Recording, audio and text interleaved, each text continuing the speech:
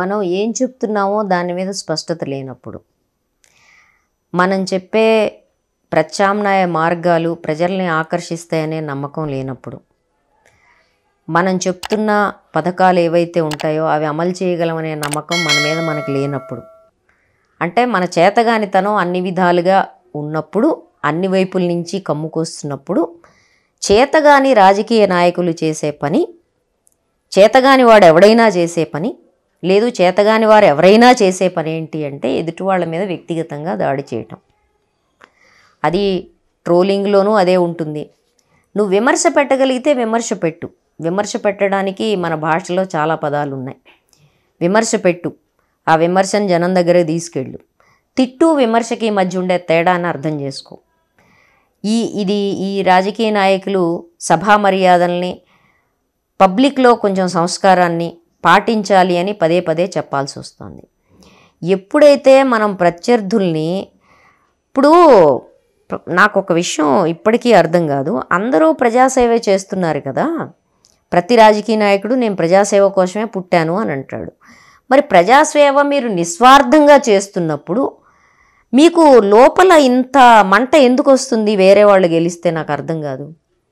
అవునండి, మా పథకాలు జనానికి చెప్పాము, మా విధానాలు చెప్పాము, జనానికి నచ్చలేదు, లేకపోతే అర్థం కాలేదు, లేకపోతే మా ప్రచారం బాగాలేదు, మేము ఓడిపోయాము, ఎండ్ ఆఫ్ ద స్టోరీ. కానీ మీకు ఎందుకు అంత కడుపు మంట వచ్చేస్తోంది? కడుపు మంట వచ్చేస్తోంది అంటే దాని అర్థం ఏంటంటే ప్రజలకి మీరు సేవ చేయట్లేదు, ప్రజల్ని మీరు షేవ్ చేస్తున్నారని అని అర్థం. ఆ షేవ్ చేయటంలో మీకు వ్యక్తిగతమైన స్వార్థాలు విపరీతంగా ఉన్నాయని అర్థం. ఆ ఉన్నప్పుడు మాత్రమే మీకు వ్యక్తిగత నష్టం జరుగుతోంది కాబట్టే మీరు ఎదుటి వాళ్ళ మీద వ్యక్తిగతమైన దాడులకు పాల్పడుతున్నారని అర్థం. రాజకీయాల్లో వ్యక్తిగతమైన దాడులు అంటే మీ విధానాల్లో సారాంశం లేదని అర్థం. రాజకీయాల్లో వ్యక్తిగతమైన దాడులు అంటే మీకు వ్యక్తిగతంగా రాజకీయాల్లో మీ స్వార్థం పూర్తిగా పేరుకునుంది కాబట్టి మీ వ్యక్తిగత నష్టాన్ని తలుచుకుని ఎదుటి వ్యక్తి మీద దాడి చేస్తున్నారని అర్థం. అట్లా కానప్పుడు మీకు ఇంత కడుపు మంట ఉండాల్సిన అవసరం లేదు. ఓకే, ఇప్పుడు మా పథకాలు నచ్చలేదు, లేకపోతే ఎదుటివాడు చేసే హాని మీకు నచ్చలేదు, ఎదుటివాడు చేసే హాని ప్రజలకు అర్థం కాలేదు అనుకున్నప్పుడు ఇంకో 5 సంవత్సరాలు మీ విధానాలు ప్రచారం చేసుకుంటూ ఉండండి ఓపిగ్గా. మీరు ప్రజల కోసమే కదా చేస్తున్నారు, ప్రజల కోసమే కదా, మీరు సేవ కోసమే కదా మీ బతుకుంది. మరి అట్లాంటప్పుడు మీకు ఇంత కడుపు మంట ఎందుకు ఉండాల్సిన అవసరం లేదు. కడుపు మంట ఉంటేనే కదా ఇలాంటి పచ్చిబూతులు తిడతారు. ఇదేదో ఇంటి పక్క మనకి బాగా బూతులు ఎక్కడొస్తాయి మీరు చూస్తే కనుక గట్టు పంచాయతీ దగ్గర వస్తాయి. అంటే నా భూమి అంగుళం అవతల వాడికి వెళ్ళిపోయింది, ఇది నా భూమి అంటే నా స్వార్థానికి సంబంధించిన విషయం కాబట్టి బూతులు వస్తాయి. ఇది కూడా గట్టు పంచాయతీ కింద తయారైంది పాలిటిక్స్ అనేది. పాలిటిక్స్ అనేది ఒక అధికారానికి సంబంధించిన స్వార్థము. పాలిటిక్స్ అనేది ఒక వ్యక్తిగతమైన అవినీతికి సంబంధించిన స్వార్థము ఇందులో ఉండడం వల్ల ఈ వ్యక్తిగత స్థాయికి రాజకీయాలు దిగజారినాయి ఒకటి. రెండోది, ఇవాళ మన సమాచార విస్ఫోటనం, టీవీ ఛానల్స్ ఇవి విజిబిలిటీ రావడం వల్ల ఈ వెర్బల్ విజిబిలిటీలో భాగంగా, అంటే నేను ఎంత బూతులు తిడితే అంత ఎక్కువగా నన్ను చూపిస్తారు. ఈ చూపించడం అనేది రాజకీయంగా, ఇప్పుడు నేను విధానాల గురించి మాట్లాడుతున్నా, ఈ విధానాల గురించి మాట్లాడుతున్నప్పుడు ఎవరికంత ఉంటుంది?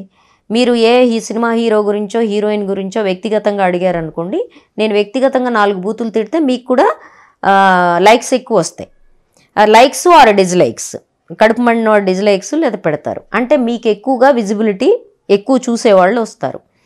ఇదే పనిని పాపులారిటీ కోసం రాజకీయ నాయకులు చేస్తున్నారు. అది చేసి చేసి ఏ దశకు వచ్చిందంటే అన్కంట్రోలబుల్గా తయారైంది. ఏమండి, ఫలానా ఆయన మీ గురించి ఇలా అన్నాడు, మీరేమంటారు? కేసీఆర్ గారు మీ గురించి రేవంత్ రెడ్డి గారు ఇలా అన్నారు, మీరేమంటారు? రేవంత్ రెడ్డి గారు మీ గురించి ఆయన ఇలా తిట్టాడు, మీరేమంటాడు?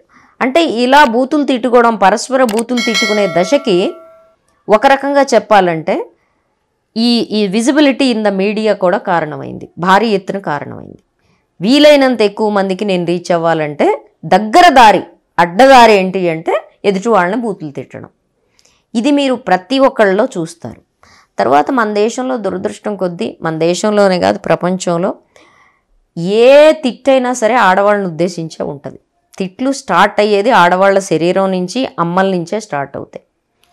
అమ్మలకు సంబంధించిన శీలాలు, అమ్మలకు సంబంధించిన సంబంధాలు వీటి మీదే మొదలవుతాయి.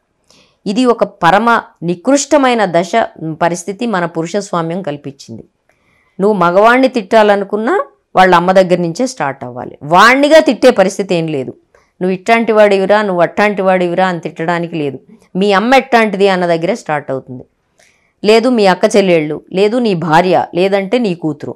బెదిరింపులు కానీ తిట్లు కానీ ఆడవాళ్ళ నుంచే అవడానికి కారణం ఏంటి అంటే ఆడవాళ్ళందరూ పురుషుడి ఆస్తి, పురుషుడి గౌరవం కూడా. ఎప్పుడైతే ఆస్తి అవుతుందో అది గౌరవం కూడా అవుతుంది. కాబట్టి ఆ గౌరవం మీద, మర్యాద మీద దెబ్బతీయటం ద్వారా ఆ వ్యక్తిని కుంగదీయడము, మానసిక యుద్ధం చేయడము, సైకలాజికల్ వార్ అంటాం, చేయడము అనేది రాజకీయాల్లో ఇవాళ అలవాటైంది. ట్రోల్ ఆర్మీ చేసే పని అదే, లేకపోతే సానుభూతి సంపాదించడం కోసం రాజకీయ నాయకులు ఏడుపులవే, లేదు ఎదుటి వాళ్ళ మీద ఐబాల్స్ క్యాచ్ చేయడం కోసం చేసే ప్రచారాలు అవే. ఇవి దేనికి దారి తీస్తుంది అంటే అపరిమితమైన వ్యక్తిగతమైన హానికి, అపరిమితమైన సామాజిక మర్యాదల ఉల్లంఘనకి కారణమవుతుంది. ఇది యువతరం మీద ఒక భయంకరమైన చెడు ప్రభావాన్ని వేస్తుంది. ఎప్పుడూ కూడా విధానాల ప్రాతిపదిక మీద చర్చ జరగాలి.